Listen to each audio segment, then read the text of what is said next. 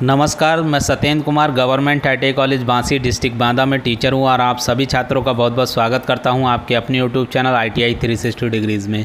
जिन छात्रों ने अभी तक चैनल को सब्सक्राइब नहीं किया है, सब्सक्राइब कर लें। साथ में ही आप सभी छात्रों को पता है जो अभी फर्स्ट ईयर में हैं 2021 में एडमिशन लिया था, उनके एग्ज़ाम अभी आ चुके हैं। उनके एग्ज़ाम जो है वो अगस्त में शुरू हैं, जिसमें जो है इंजीनियरिंग ड्राइंग में 6 ऑब्जेक्टिव क्वेश्चन आएंगे और इन 6 ऑब्जेक्टिव क्वेश्चन के लिए मैंने आप लोगों के फर्स्ट ईयर की तैयारी जो है वो स्टार्ट कर दी है। उसी के क्रम में मैंने 5 मॉडल पेपर आप लोगों के लिए इंजीनियरिंग ड्राइंग के ऑलरेडी बना के दे दिए हैं। आज जो है फर्स्ट ईयर के लिए ही मेरा 6ठा मॉडल पेपर है। कोशिश करूंगा कि सेकेंड ईयर के लिए भी जो है मैं एक आध दिन में लेके आऊँ। फ़िलहाल ये जो मेरा मॉडल पेपर है फर्स्ट ईयर के लिए। चलिए वीडियो स्टार्ट करते हैं, आते हैं क्वेश्चन नंबर 1 पर।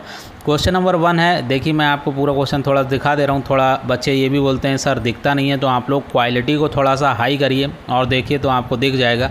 यहाँ पर पहला क्वेश्चन है, मैंने जूम कर दिया है, जितना मैक्सिमम जूम हो पाएगा कर दिया है मैंने। सैंड पेपर ब्लॉक का क्या उद्देश्य होता है? देखिए सैंड पेपर ब्लॉक इस टाइप से एक सैंड पेपर ब्लॉक होता है, जहाँ एक लकड़ी का ऐसा एक टाइप का गुटका लगा होता है लकड़ी का, और उसको ऊपर जो है वो रेगमाल जिस टाइप का होता है, खुरदुरा पदार्थ होता है, वो इसके ऊपर लगाया जाता है। जब हमारी पेंसिल ड्राइंग बनाते समय शार्पनेस उसकी ख़त्म हो जाती है, तो उसको शार्प करने के लिए हम लोग क्या करते हैं, उसको नुकीला बनाने के लिए इस सैंड पेपर बॉक्स जो ब्लॉक है इस पे हम घिसते हैं उसको। तो यहाँ पर जो ऑप्शन सी है, to sharp the pencil lead of pencil की लीड जो होती है उसको शार्प करने के लिए जो है सैंड पेपर ब्लॉक का प्रयोग किया जाता है। ऑप्शन सी जो है 1 का सही है। आगे बढ़ते हैं, आते हैं क्वेश्चन नंबर 2 पर। देखिए क्वेश्चन नंबर 2 में ये फ्रेंच कर्व दिया हुआ है, ये इस टाइप का इंस्ट्रूमेंट दिया है, इसका नाम पूछा है। देखिए इस टाइप का जो इंस्ट्रूमेंट होता है ये फ्रेंच कर्व होता है। ये भी क्वेश्चन कई बार पूछा गया है। ये फिगर दे दिया जाता है और पूछा जाता है क्या इंस्ट्रूमेंट का नाम है। तो देखिए इंस्ट्रूमेंट का नाम आप लोगों को पहचानना आना चाहिए। इंस्ट्रूमेंट पे मैं ऑलरेडी 2 वीडियो बना चुका हूँ, जिसमें मैंने टोटल 15-16 प्रकार के जो इंस्ट्रूमेंट होते हैं, ड्राइंग इंस्ट्रूमेंट मेन उनको कवर किया है। किसी ने ना देखे वो वीडियो देख लें, उससे 2 ही वीडियो से आपके लगभग 20 से 25 जो MCQ हैं कवर हो जाएंगे।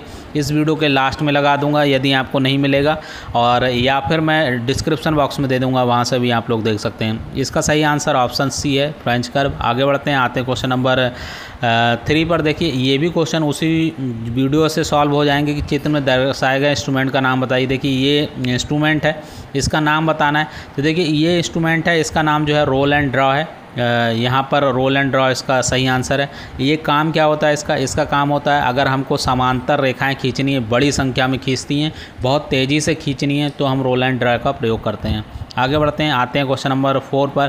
क्वेश्चन नंबर 4 है कि जो लाइन दी गई है, इस लाइन का नाम हमें पहचानना है कि किस लिए यूज होती है ये। तो ये जो लाइन है, ये एक लाइन पे भी मैं सेपरेट वीडियो बनाया हुआ हूँ, जिसमें मैं 8-9 प्रकार की लाइन बताया हुआ हूँ कैसे किसको पहचानेंगे। साथ में ही मैंने आपको ये भी बताया उसमें कि कौन सी लाइन किसके लिए यूज होती है, किस ऑब्जेक्ट के लिए कैसे यूज होती है, वो भी क्वेश्चन आ सकता है। तो लाइन वाला वीडियो आप देख लेंगे तो वहाँ से भी आपके 20-25 ऑब्जेक्टिव क्वेश्चन जो है वो सॉल्व हो जाएंगे। इसका जो सही आंसर है वो ऑप्शन ए है, लॉन्ग ब्रेक लाइन है, ये पहचानना आना चाहिए आपको। आगे बढ़ते हैं, आते हैं क्वेश्चन नंबर 5 पर। क्वेश्चन नंबर 5 ये है कि निम्नलिखित में कौन सा उपकरण का कार्य मिनी ड्राफ्टर द्वारा नहीं किया जाता है। तो देखिए मिनी ड्राफ्टर भी एक ड्राइंग इंस्ट्रूमेंट है, बहुत मेन ड्राइंग इंस्ट्रूमेंट है, और उसमें कई इंस्ट्रूमेंट का कार्य जो है अकेले वो करता है, जिसको आप ऑलराउंडर बोल सकते हैं, क्योंकि वो स्केल का भी काम कर लेता है, प्रोट्रैक्टर का भी काम कर लेता है, ट्राई स्क्वायर का भी काम कर लेता है, कंपास का काम नहीं कर पाता है। कंपास का काम क्या होता है, सर्किल बनाना होता है, या फिर चाप या फिर रेडियस लगाना होता है, जो कि मिनी ड्राफ्टर द्वारा नहीं किया जा सकता है। इसलिए जो क्वेश्चन नंबर 5 का सही आंसर ऑप्शन डी है, कंपास का काम जो है वो मिनी ड्राफ्टर द्वारा नहीं किया जा सकता है। आगे बढ़ते हैं, आते हैं क्वेश्चन नंबर 6 पर। रेखाओं को बराबर भागों में विभाजित करने के लिए निम्नलिखित में से किस इंस्ट्रूमेंट का प्रयोग किया जाता है?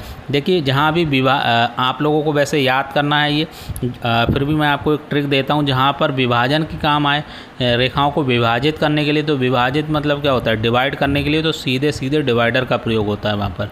तो विभाजित मतलब होता है डिवाइड करना, डिवाइड जो होता है वो डिवाइडर द्वारा किया जाता है, याद रखना। इसलिए इसका आंसर जो है बी ऑप्शन सही है। आगे बढ़ते हैं, आते हैं क्वेश्चन नंबर 7 पर। छोटे वृत्त खींचने के लिए किस इंस्ट्रूमेंट का प्रयोग किया जाता है? छोटे वृत्त खींचने के लिए लो बो कंपास का जो है प्रयोग किया जाता है। लो बो कंपास बहुत छोटा होता है, इस टाइप से छोटा होता है, और जहाँ पर छोटे छोटे सर्किल बड़ी संख्या में खींचने हैं तो वहाँ पर हम लो बो कंपास का यूज करते हैं। अगर बड़े वृत्त खींचने 150 मिलीमीटर की रेडियस तक के, तो हम जो है लार्ज साइज कंपास यूज करते हैं। अगर उससे भी ज़्यादा खींचने हैं तो हमें लेंथिंग बार का प्रयोग करना पड़ेगा। इसलिए तीनों आप लोगों को पता होना चाहिए कि छोटे सर्किल किससे खींचे जाते हैं, 150 मिलीमीटर की रेडियस के सर्किल किससे खींचे जा सकते हैं, उससे ऊपर के सर्किल किससे खींचे जा सकते हैं। कहीं से भी क्वेश्चन आ सकता है। आगे बढ़ते हैं, आते हैं क्वेश्चन नंबर 8 पर कि निम्नलिखित में से सबसे सॉफ्ट पेंसिल कौन सी है? पेंसिल की हार्डनेस, सॉफ्टनेस, इस पे मैं ऑलरेडी एक वीडियो बना चुका हूँ। यदि आप देखेंगे उस वीडियो को तो आपके एक ही वीडियो से सारे क्वेश्चन, पेंसिल से संबंधित सारे क्वेश्चन सॉल्व हो जाएंगे। इसमें है कि सबसे फॉलोइंग लिखा है, मतलब इन 4 ऑप्शन को ही देखना है। इनमें सबसे मुलायम पदानी है, तो देखिए जो बी के साथ में सबसे ज़्यादा अंक के साथ लगी होगी, तो यहाँ पर जो है 2 भी सबसे ज़्यादा अंक के साथ लगी है, वही सबसे सॉफ्ट है। आगे बढ़ते हैं, आते हैं क्वेश्चन नंबर 9 पर।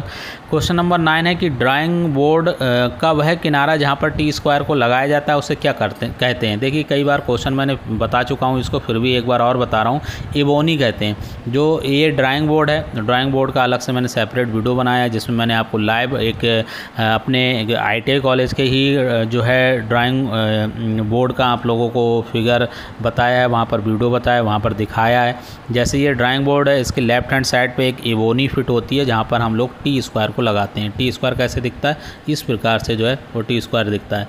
तो इसको जो सही आंसर है वो इबोनी है। आगे बढ़ते हैं, आते हैं क्वेश्चन नंबर 10 पर। क्वेश्चन नंबर 10 है कि निम्न में से सबसे जो है छोटी ड्राइंग कौन सी है? क्वेश्चन ऐसे भी आ सकता है, क्वेश्चन ये भी पूछा जा सकता है कि सबसे छोटी कौन सी है। क्वेश्चन ये भी पूछा जा सकता है कि निम्न में से सबसे छोटी कौन सी है। देखिए जब निम्न हम देख लेते हैं तो 4 ही ऑप्शन देखने हैं हम। तो मैंने बताया जो ए के साथ सबसे ज़्यादा अक्षर में होती है, अंक में होती है, वो सबसे ज़्यादा छोटी होती है। जो जैसे A0 है वो सबसे बड़ी होती है, फिर उससे छोटी A1 होती है, फिर A2 होती है, फिर A3 होती है, फिर A4 होती है, फिर A5 होती है। इसलिए सबसे छोटी जो ड्राइंग है वो A5 है। अगर यहाँ पर ये भी क्वेश्चन होता कि सबसे छोटी ड्राइंग कौन सी होती है, ड्राइंग शीट कौन सी होती है, तो A5 होती है। क्वेश्चन ऐसे भी आता है कि सबसे बड़ी ड्राइंग शीट कौन सी होती है, तो A0 होती है। अगर निम्न में से पूछा जाता है तो आपको निम्न में से देखना है। अगर यहाँ पर A5 ऑप्शन नहीं होता और यहाँ पर अगर मान लो A5 की जगह A2 हो जाता, तो इनमें से सबसे छोटी जो होती वो A4 हो जाती। इसलिए आप लोगों को निम्न भी देखना है। अगर निम्न पूछा जाता है निम्न देखना है, और निम्न नहीं लिखा रहता है सबसे छोटी ड्राइंग शीट कौन सी होती है, तब आंसर आप लोग जो है A5 लगा सकते हैं। अगर सबसे बड़ी पूछा जाता है तो यहाँ पर A0 लगा सकते हैं। आशा करते हैं कि इससे आपके सारे क्वेश्चन सॉल्व हो जाएंगे। आगे बढ़ते हैं, आते हैं क्वेश्चन नंबर 11 पे। क्वेश्चन नंबर 11 है projection on off an object shown by 3 view. मतलब किसी भी जो ऑब्जेक्ट है उसका प्रोजेक्शन जो है वो 3 व्यू द्वारा दर्शाया जाता है, फ्रंट व्यू, साइड व्यू और टॉप व्यू और 2 साइड व्यू। तो कोई भी जो ऑब्जेक्ट है उसका अगर 3 व्यू द्वारा जो है उसका प्रोजेक्शन दर्शाया जाता है तो वो किस नाम से जाना जाता है? वो जाना जाता है ऑर्थोग्राफिक प्रोजेक्शन द्वारा। तो ऑर्थोग्राफिक प्रोजेक्शन इसका सही आंसर है। आगे बढ़ते हैं, आते हैं क्वेश्चन नंबर 12 पर। 150 मिलीमीटर से ज़्यादा रेडियस बनाने के लिए रेडियस के सर्किल बनाने के लिए किस इंस्ट्रूमेंट का प्रयोग किया जाता है? अभी मैंने बताया लेंथिंग बार का प्रयोग किया जाता है। आगे बढ़ते हैं, आते हैं क्वेश्चन नंबर 12 पर। निम्नलिखित में से किस इंस्ट्रूमेंट का प्रयोग इलिप्स के कर्व को खींचने में किया जाता है? देखिए इलिप्स के कर्व खींचने के लिए हम लोग फ्रेंच कर्व का प्रयोग करते हैं। तो फ्रेंच कर्व को आपको पहचानना भी आना चाहिए और उसका काम भी आना चाहिए। ऐसे जितने भी इंस्ट्रूमेंट हैं उनके काम भी आना चाहिए और उनको पहचानना भी आना चाहिए। इसके लिए मैंने इंस्ट्रूमेंट के वीडियो बनाए हैं, वो आप लोग देख लेंगे तो आपकी सारी प्रॉब्लम जो है वो दूर हो जाएगी। क्वेश्चन ये भी बहुत आता है कि निम्नलिखित में से किस ड्राइंग शीट का क्षेत्रफल जो है 1 मीटर स्क्वायर होता है? A0 जो ड्राइंग शीट होती है इसका क्षेत्रफल जो होता है वो 1 मीटर स्क्वायर होता है। ये भी क्वेश्चन कई बार पूछा जा चुका है। आगे बढ़ते हैं, आते हैं क्वेश्चन नंबर 15 पर। क्वेश्चन नंबर 15 है किस ड्राइंग शीट की चौड़ाई से लंबाई का अनुपात क्या होता है? ऑप्शन ए जो है वो ठीक है, 1/√2 जो होता है वो इसका अनुपात होता है। इसलिए क्वेश्चन नंबर 15 का सही आंसर ऑप्शन ए है। आशा करते हैं कि जो 15 क्वेश्चन है ये इंपॉर्टेंट क्वेश्चन है। अगर आप लोग इसको कॉपी में लिख के याद कर लेंगे तो आप आपको जो है इंजीनियरिंग ड्राइंग में काफ़ी लाभ मिलने वाला है इससे। आशा करते हैं कि इस वीडियो में दी गई जानकारी आपको पसंद आई होगी। वीडियो अच्छा लगा हो तो वीडियो को लाइक कर दीजिए, अपने दोस्तों के साथ शेयर करिए ताकि वो भी अच्छे नंबर से पास हो जाए। और इस वीडियो को देखने के लिए आप सभी छात्रों का बहुत बहुत धन्यवाद। चैनल पे बने रहिए, चैनल को सब्सक्राइब करते रहिए, नोटिफिकेशन बेल दबाते रहिए और अपनी CBT परीक्षा की तैयारी अच्छे से करते रहिए। बहुत बहुत धन्यवाद।